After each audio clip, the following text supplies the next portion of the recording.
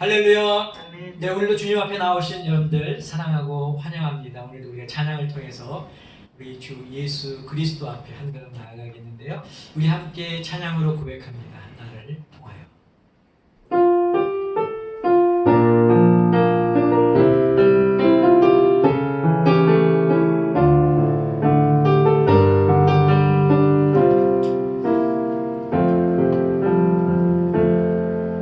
지금 서 있는 이곳에서 높임을 받으소서. 내가 받는 땅 주님의 땅이니 하늘이 주의 이름 높이 올리며 넓은 바다가 주를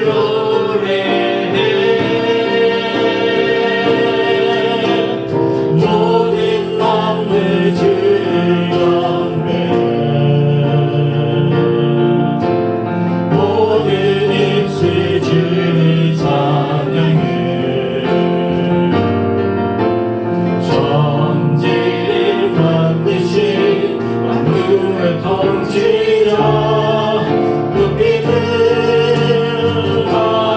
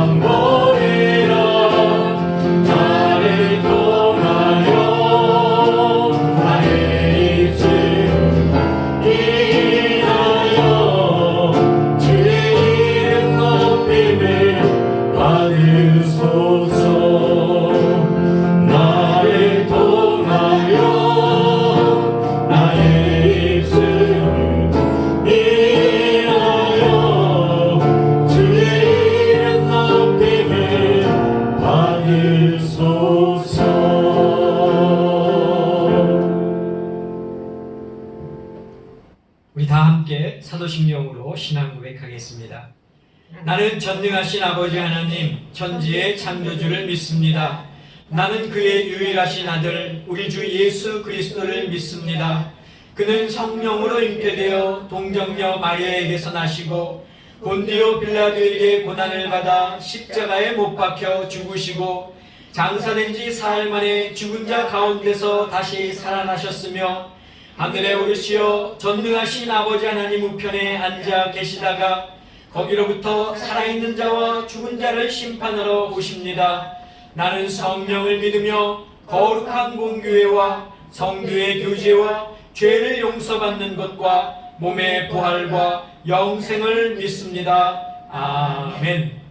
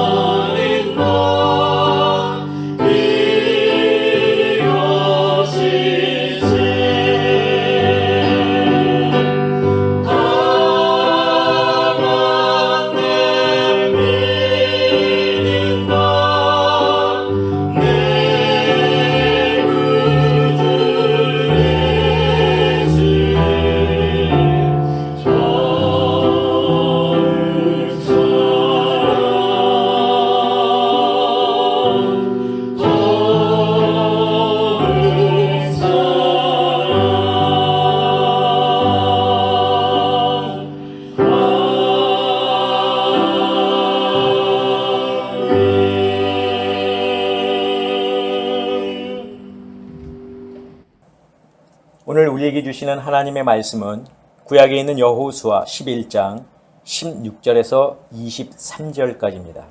제가 봉독하겠습니다. 여호수아가 이같이 그 온 땅 곧 산지와 온 네겝과 고센 온 땅과 평지와 아라바와 이스라엘 산지와 평지를 점령하였으니 곧 세일로 올라가는 한락산에서부터 헤르몬산 아래 레바논 골짜기에 바알갓까지라. 그들의 왕들을 모두 잡아 쳐 죽였으며 여호수아가 그 모든 왕들과 싸운 지가 오랫동안이라. 기브온 주민 히위 족속 외에는 이스라엘 자손과 화친한 성읍이 하나도 없고 이스라엘 자손이 싸워서 다 점령하였으니 그들의 마음이 완악하여 이스라엘을 대적하여 싸우러 온 것은 여호와께서 그리하신 것이라. 그들을 진멸하여 바치게 하여 은혜를 입지 못하게 하시고 여호와께서 모세에게 명령하신 대로 그들을 멸하려 하심이었더라. 그때에 여호수아가 가서 산지와 헤브론과 드빌과 아납과 유다 온 산지와 이스라엘의 온 산지에서 아낙 사람들을 멸절하고 그가 또 그들의 성읍들을 진멸하여 바쳤으므로 이스라엘 자손의 땅에는 아낙 사람들이 하나도 남지 아니하였고 가사와 가드와 아스도데만 남았더라. 이와 같이 여호수아가 여호와께서 모세에게 말씀하신 대로 그 온 땅을 점령하여 이스라엘 지파의 구분에 따라 기업으로 주매 그 땅의 전쟁이 그쳤더라. 아멘. 기도하겠습니다. 사랑의 아버지 하나님, 감사합니다. 오늘도 저희에게 주님의 귀한 날을 허락하셔서 함께 예배하게 하시고 이 시간 또한 말씀을 듣게 하신 것을 감사합니다. 우리의 삶에 항상 주님의 말씀이 생명이 되는 말씀이 될 수 있도록 도와주시고 저희를 인도하는 귀한 말씀이 될 수 있도록 이 시간에도 역사하여 주시옵소서. 예수 그리스도의 이름으로 기도하옵나이다. 아멘. 네, 사랑하는 성도 여러분, 지난 한 주간도 주님의 은혜 가운데 평안을 누리셨습니까? 우리가 매일매일 살아가는 것이 주님의 은혜요. 또 그 은혜 가운데 우리가 거하면서 항상 주님의 말씀에 순종하며 따르는 저와 여러분들이 되시기를 간절히 부탁을 드립니다.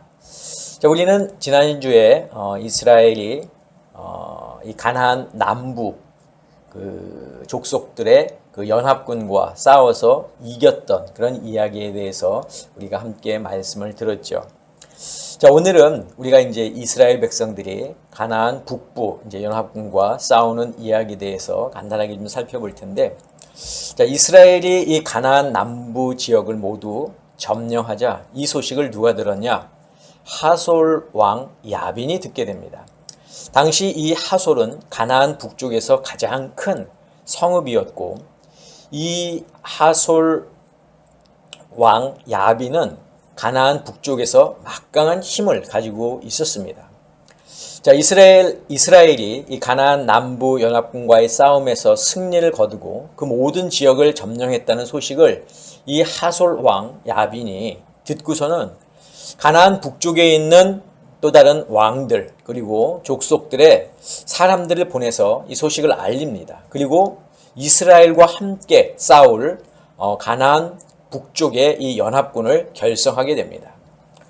이스라엘은 이미 가나안 남부 지역의 연합군과 싸운 경험이 있지만 이 가나안 북부 지역의 연합군은 남부 연합군보다 그 수가 더 많았기 때문에 이 여호수아의 입장에서는 두려울 수밖에 없었습니다. 오늘 우리가 본문으로 읽지는 않았지만 여호수아 11장 4절 5절을 제가 읽어드리겠습니다. 그들이 그 모든 군대를 거느리고 나왔으니 백성이 많아 해변에 수많은 모래 같고 말과 병거도 심히 많았으며 이 왕들이 모두 모여 나와서 이스라엘과 싸우려고 메론 물가에 함께 진쳤더라. 그러니까 북부 지금 이제 연합군이 이스라엘과 싸우기 위해서 결성해서 지금 함께 그 메론 물가에 저희들이 진을 치고 있는 거죠. 자, 하지만 지금까지 이스라엘을 지키시고 또 인도하시고 이스라엘을 위해 싸우셨던 하나님께서 이것을 보시고 가만히 계실 리 없으셨습니다. 자, 하나님은 11장 6절에서 여호수아에게 또 이렇게 말씀하십니다. 여호와께서 여호수아에게 이르시되 그들로 말미암아 두려워하지 말라.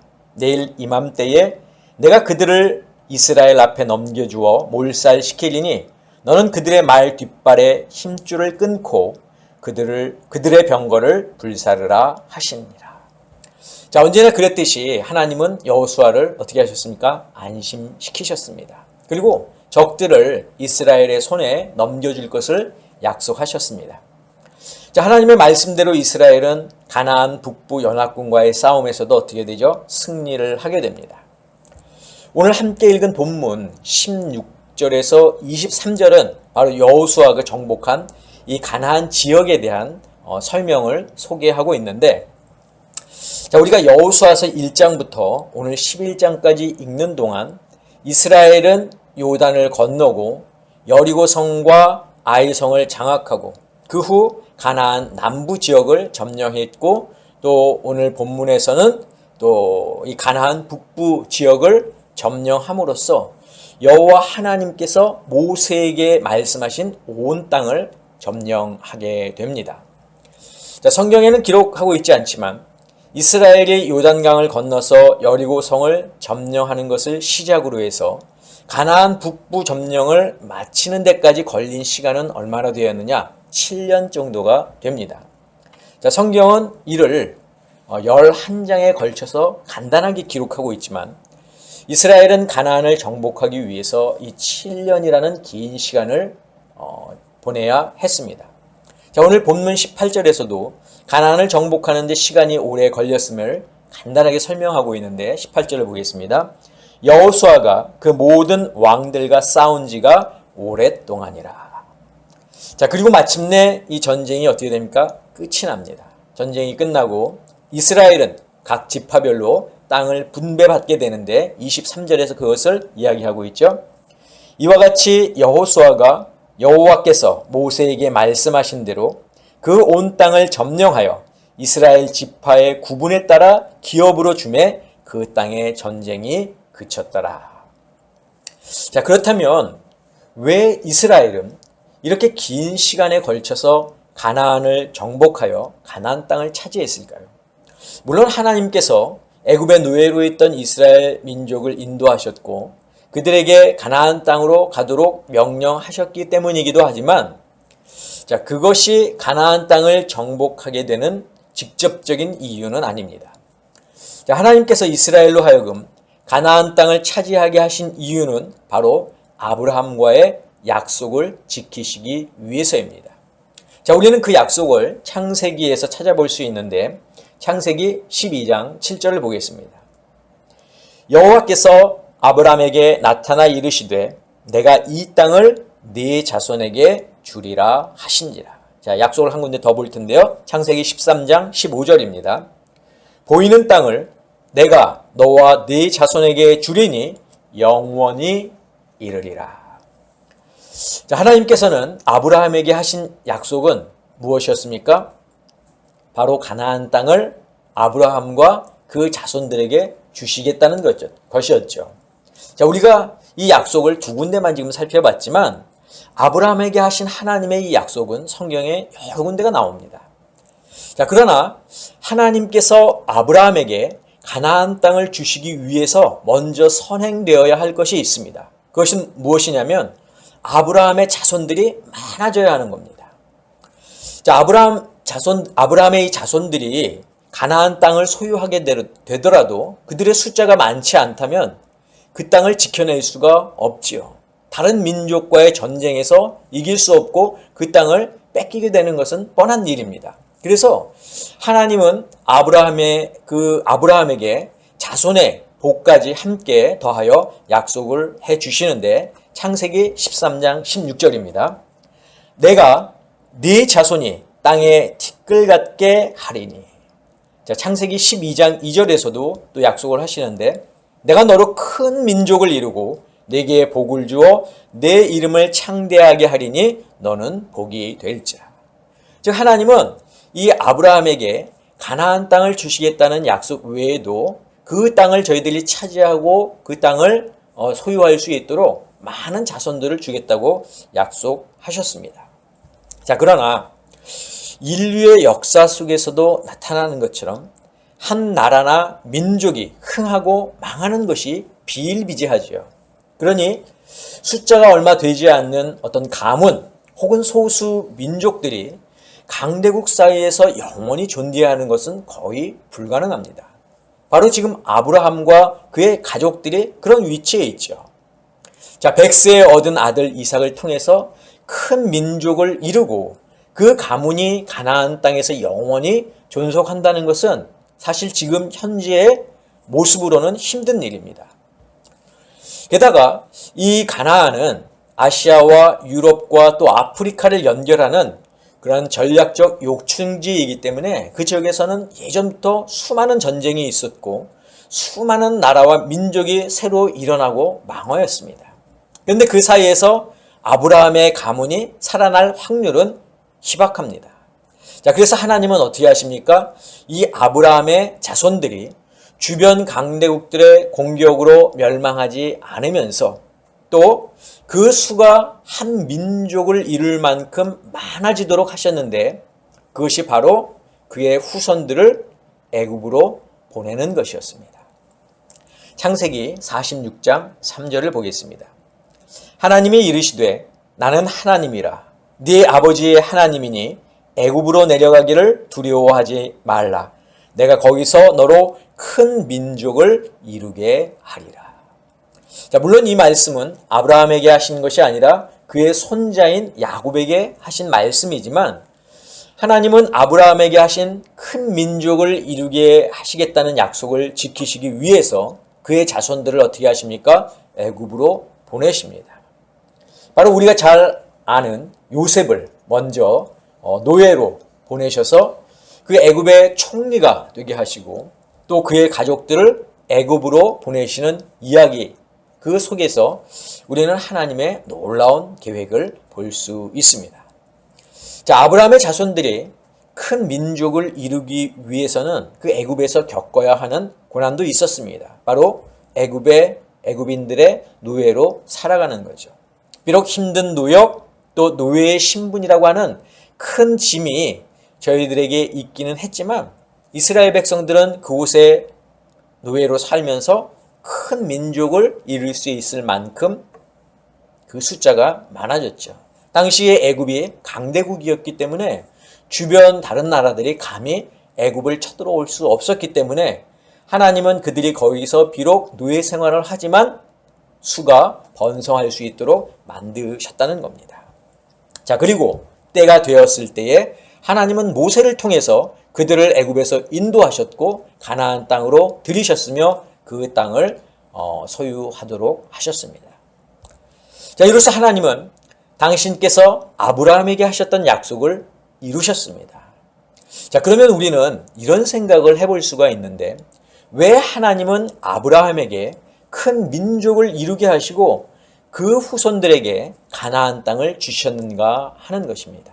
자, 그 답을 우리는 창세기 17장 8절에서 찾을 수 있는데 내가 너와 내 후손에게 네가 거류하는 이 땅, 곧 가나안 온 땅을 주어 영원한 기업이 되게 하고 나는 그들의 하나님이 되리라. 자, 바로 하나님은 아브라함을 택하셔서 그로 하여금 큰 민족을 이루게 하시고 가나안 땅에 정착해 살면서 한 나라를 이루게 하심과 동시에 그들의 왕, 그들의 하나님이 되기를 원하셨던 것입니다. 자, 하나님께서 이렇게 하신 데에는 이유가 있습니다. 바로 인류의 죄 때문입니다. 이미 인류는 죄 때문에 노아의 후손을 뺀 모두가 물로 심판을 받은 적이 있습니다. 자, 그럼에도 불구하고 노아의 후손들은 자신들의 이름을 드러내고 또 흩어짐을 면하기 위해서 바벨탑을 높이 쌓았죠. 결국 그들의 교만과 죄를 보신 하나님께서 언어를 나누시고 그들을 흩으셨습니다. 그 이후로 인류는 죄 가운데 살았고 하나님은 그들을 죄로부터 구원하시기 위해 한 사람을 택하셨는데 그가 아브라함이요. 또 그 민족이 바로 이스라엘이었습니다. 자, 하나님은 이스라엘 민족을 제사장 나라로 만드셔서 죄로 가득한 세상의 모든 나라와 민족들을 하나님께로 인도하는 중간자 역할을 하도록 만드시는 것이 하나님의 계획이셨던 거죠. 하지만 제사장 나라의 사명을 부여받은 이스라엘조차도 어떻게 됐습니까? 그 일을 제대로 감당하지 못하고 죄 가운데 빠져서 하나님을 저버리는 삶을 살게 되었습니다. 그래서 결국 하나님이 어떻게 하신 겁니까? 당신의 아들을 이 세상에 보내신 것입니다. 자, 우리는 최근 몇 달 동안 여호수아서를 보면서 가나안 땅을 점령해가는, 그리고 그 속에서 역사하시는 하나님의 모습을 보았지만 그것은 하나님의 큰 계획의 일부라고 하는 것을 우리는 알아야 합니다. 하나님께서 아브라함과 약속을 맺으신 것도, 또 그로 하여금 큰 민족을 이루게 하신 것도, 그의 자손들에게 가나안 땅을 허락하신 것도 결국은 이 세상을 구원하시기 위한 하나님의 계획임을 우리는 알아야 한다는 말입니다. 이런 큰 그림을 우리가 알지 못하면 왜 우리가 이스라엘이 믿는 하나님을 믿어야 되냐고 말하게 되는 겁니다. 왜 우리가 이스라엘의 역사를 배워야 하나라고 말하게 된다는 것이죠. 사실 성경은 상당수 이스라엘의 역사가 기록되어 있습니다. 그러나 우리는 성경을 통해서 이스라엘의 역사를 배우는 것이 아니라 이 세상을 창조하신 하나님의 뜻을 발견하고 하나님께서 당신의 뜻을 이스라엘이라고 하는 그 민족을 통해서 어떻게 이루어 가시는가를 우리는 배우는 겁니다. 자, 오늘 본문 23절을 다시 보겠습니다. 이와 같이 여호수아가 여호와께서 모세에게 말씀하신 대로 그 온 땅을 점령하여 이스라엘 지파의 구분에 따라 기업으로 주매 그 땅에 전쟁이 그쳤더라. 자, 여기서 보면 전쟁이 그쳤다고 했는데 전쟁이 그쳤다는 것은 이제 모든 것이 다 끝났다라는 것이 아닙니다. 이 말은 이제 이스라엘이 하나님의 제사장의 나라로서 역할을 시작할 시간이 되었음을 알리는 말입니다.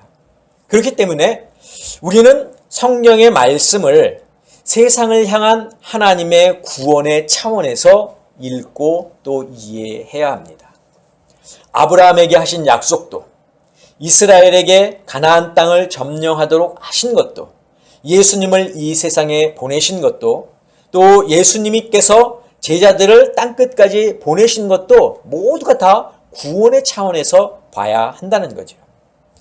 결국 이 세상의 모든 것도 나중에 가서는 구원이라고 하는 것으로 귀결될 것입니다.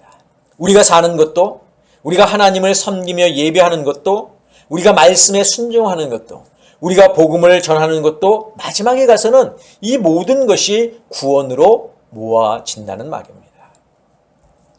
여러분, 기독교에서 구원이 빠지면 기독교는 더 이상 기독교가 아닙니다. 기독교에서 구원이 사라지면 기독교는 더 이상 믿을 가치가 없습니다.